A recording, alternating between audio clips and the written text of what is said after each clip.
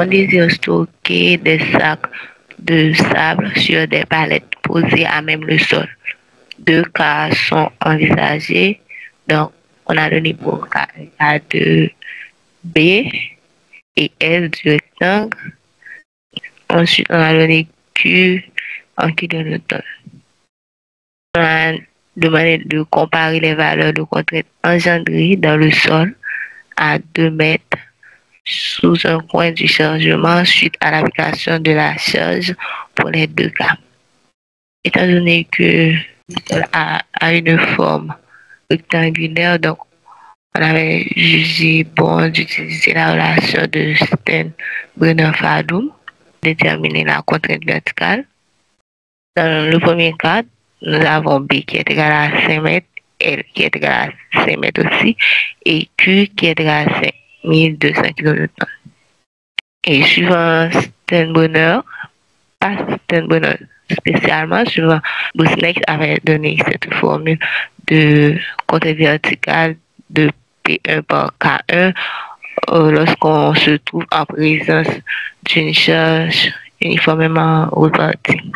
Donc, nous devons déterminer K1 en fonction de Sternbrenner qui avait proposé la formule de K1 qui est 1 sur 2 pi Mn sur S, facteur de 1 sur grand M plus 1 sur grand N plus obtention de Mn sur S.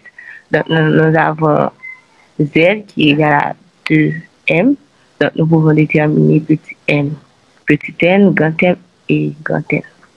Petit m est égal à petit n puisque nous avons B qui est égal à L.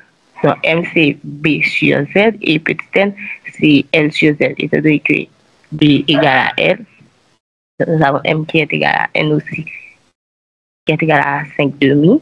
Grand M si grand N sont égaux, donc M et grand N et sont égales à 7,25.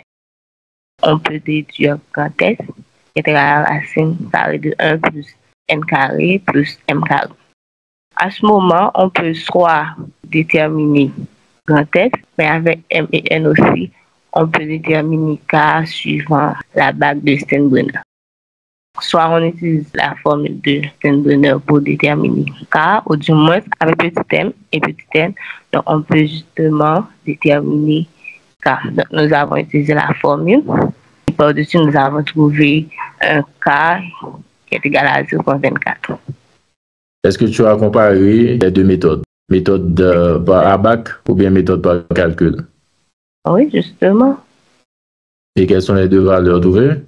À peu près 0,24. Quel est le rôle du coefficient d'influence dans ce calcul? Je peux dire que c'est juste pour réduire l'effet de la charge. De la charge, ça décroît avec la profondeur. Donc, on a utilisé le coefficient.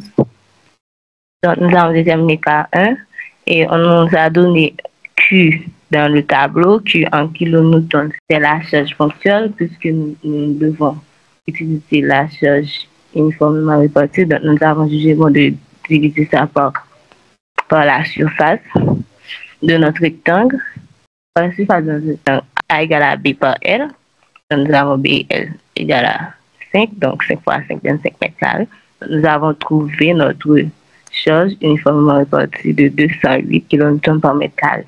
Donc maintenant, nous pouvons retourner à notre formule de contrainte verticale.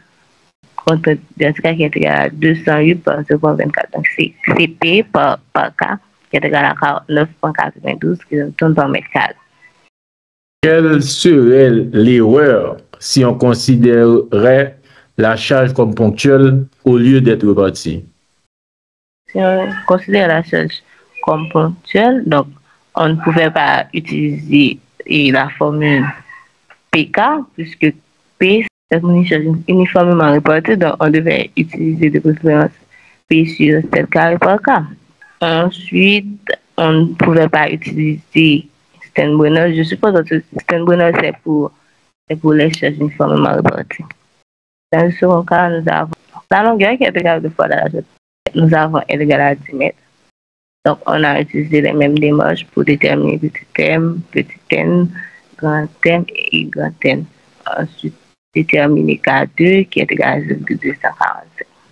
Aussi P2, nous avons divisé la charge ponctuelle par la surface qui est égale à 50 mètres carrés. Donc, nous avons trouvé une contrainte verticale de 25,48 kN par mètre carré. Donc, nous avons dit de comparer les deux contraintes.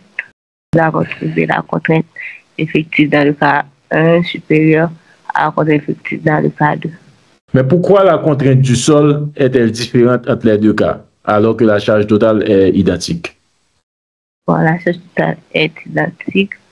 Par contre, puisque M et N ne sont pas égales, donc nous avons N qui est égal à 2 fois M, fois M. Ça nous donne un K2 qui est plutôt supérieur à K1. Donc, K est proportionnel à la contrainte.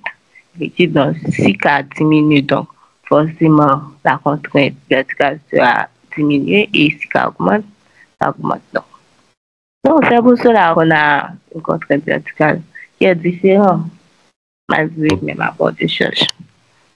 Quelle conclusion peut-on tirer sur l'effet de la forme de la surface de chargement?